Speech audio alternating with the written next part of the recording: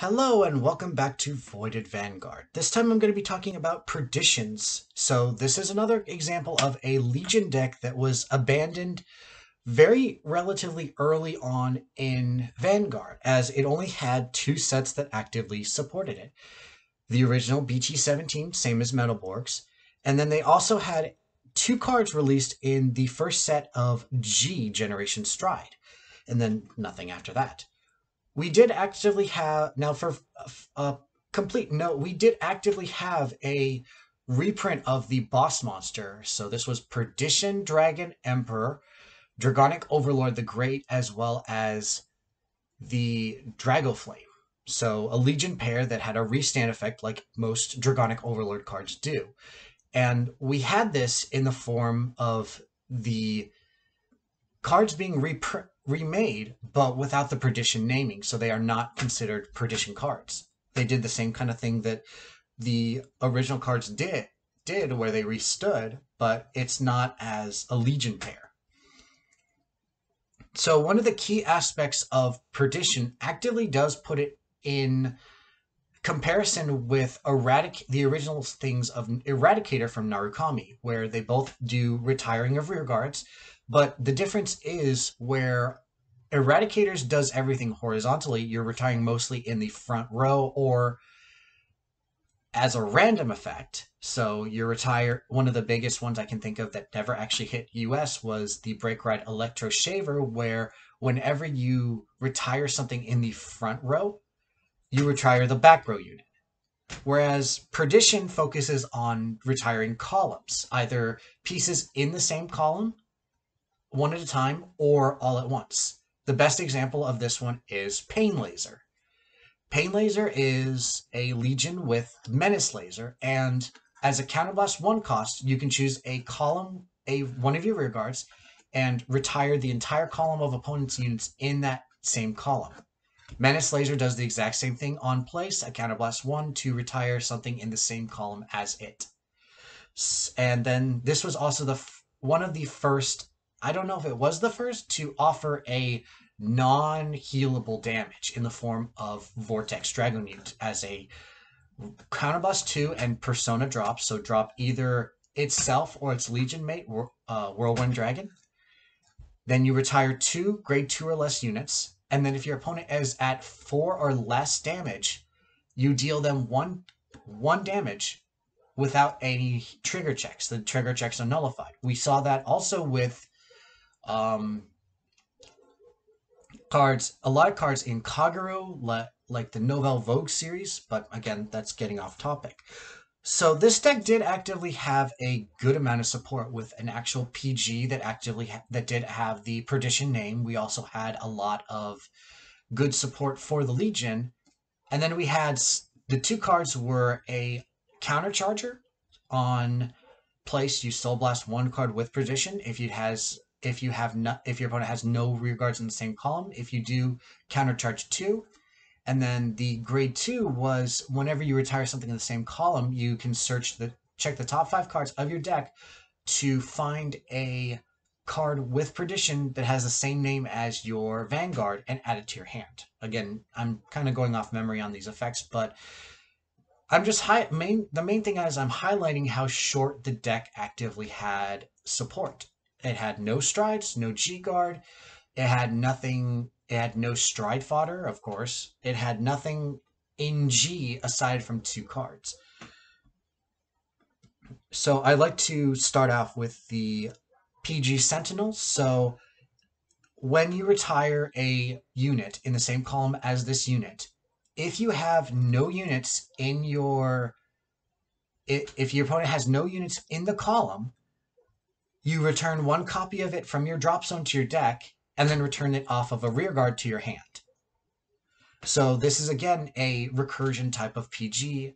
It also is offering you another slot back into your deck, but it is also balancing itself because it is requiring a persona effect. Like a good example is the Esros from Shadow Paladin for ritual decks, where you are required to run the full playset as opposed to just running maybe 2.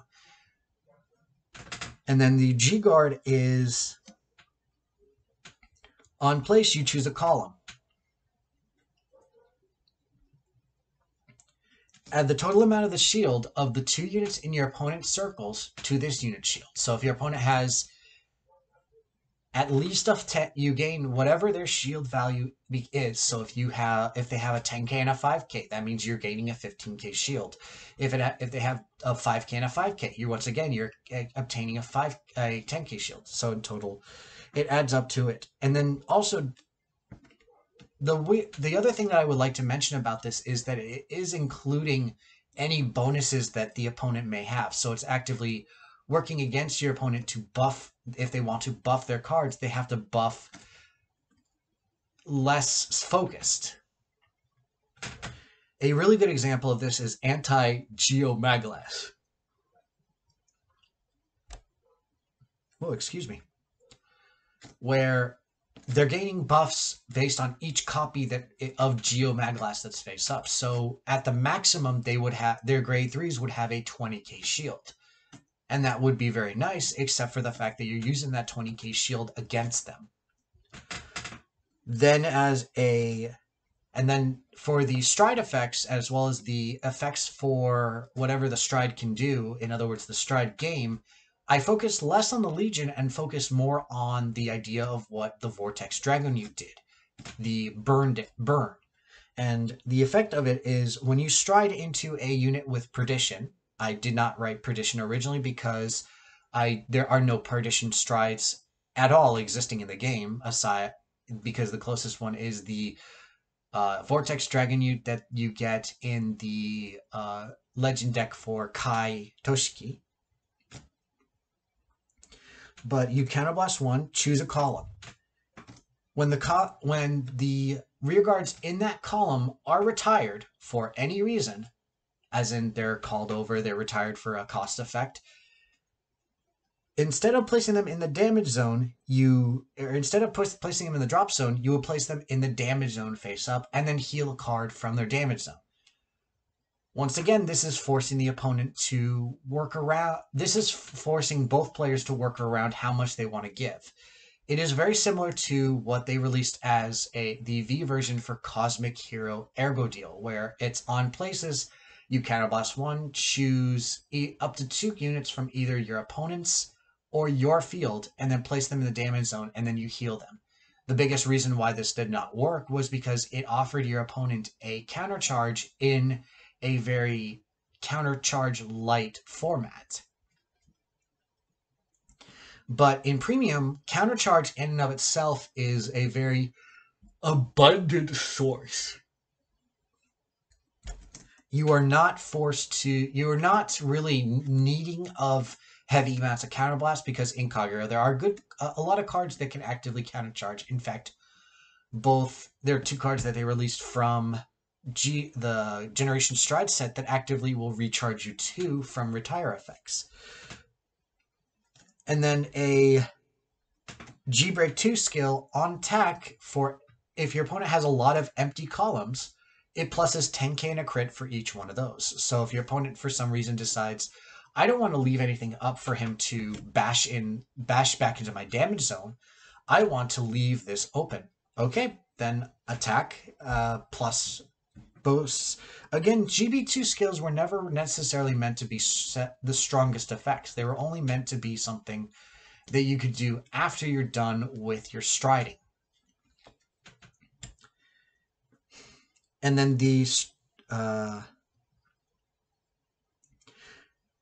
there is another stride. This will be a basic stride. So on place, it gains whenever a rearguard moves from a rearguard circle to the damage zone, you can place that card face down instead of face up. So this would be burning damage from your opponent, or at least causing them to go neutral. Because what this would force them to do is, instead of healing damage that they may want in their drop zone to either return to their deck or to get effects off of, they would instead be forced to choose something maybe that's a little bit more available for them to use. If there's a grade 3 but they need the grade 1, they can either choose to return the face up grade 1 and risk having not enough counterblast, or they could risk doing the grade 3 and maybe having to do a couple more hoops for the effect that they desire. And then as a G-Break 3 skill, you would Persona Flip. So flip of a copy of itself, or same name as itself. You select a column, and then add the same effect. On retire, add the... when it's retired, instead of sending it to the drop zone, you would send it to damage. But instead of being a auto heal 1, this instead would be a possible heal 1 for if the hit would be a killing hit or go over 6 damage, you would automatically heal. So one of the big reasons is that there are a couple decks that actively do have ways to get around the 6 damage limit. The biggest one is the Stride for Angel Feather that was released in a premium collection, Basazel, where her effect as a G-Break 5 is to change the amount of damage that you have to lose to 8. So this, for the basic effect, this would be an effect that would prevent you from winning the game automatically, as these would be unhealable damage under normal circumstance. So if you manage to hit a heal trigger off of the effect off of their field, it would not go off, so it would still be damage. But it's also including the fact that if you're dealing damage beyond the 6th as a possibility,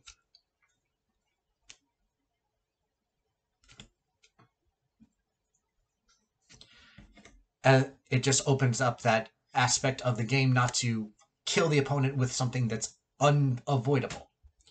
And then the second stride would be specifically a counterblast 1, where you can either flip a copy of itself face up, or discard a copy of one of your hearts. And then this would just be Pain Laser, where you choose one of your rear guards and retire all of your opponent's rear guards in the same column. But it would have a bonus for GB4, where whenever a card is retired from your opponent's rear guards, instead of replacing it with any damage, the opponent must replace it with a face-up damage. So again, this is going back into the idea of evening out the damage aspect. Instead of giving your opponent free counterblast, you're forcing them to choose face-up cards instead of face-down cards. And then another thought that I had for a stride would be something that just prevents the heal effect. Exactly like Vortex Dragonewt's effect, where trigger would be nullified. It would have a restriction where you could not use this effect as the winning move. But once again, I ask all of my viewers, if you like what I have, please comment. If you don't like what I have, please criticize constructively, of course. Do not just say that it sucks without any reason. And that's it for me. I will see you in the next video. Thank you.